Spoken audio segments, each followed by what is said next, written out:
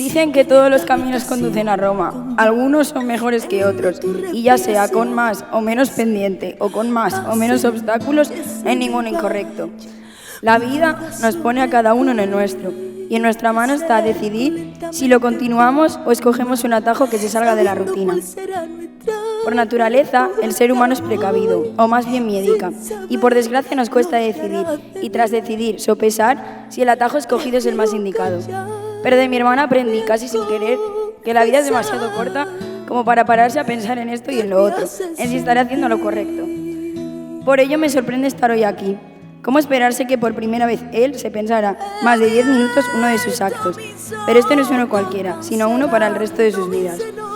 Además me sorprende porque es él el mismo que le pidió salir a Sara por mensaje de texto, hace ya unos 10 años. Así que Sara, creo que te debo dar las gracias por todo lo que has hecho por él, haciéndolo tan feliz y sobre todo aguantándolo. Por mi familia y por mí, porque te has convertido en una amiga más en la que puedo confiar.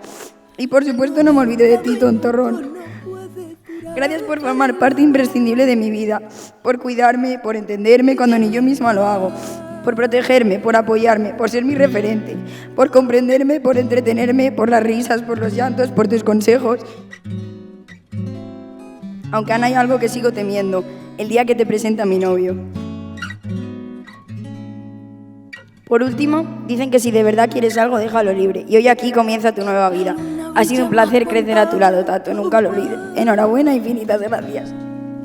He abierto mis ojos, cancelando mis enojos, y he sentido que te tengo un poco más.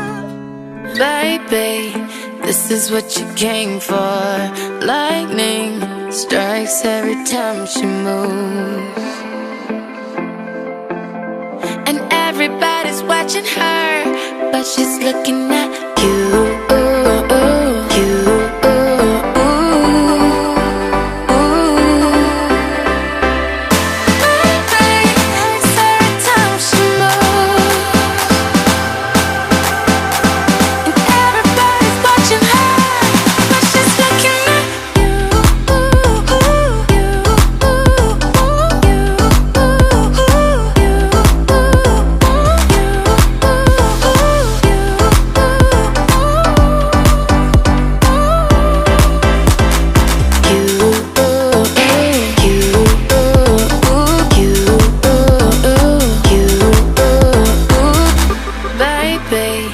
This is what you came for.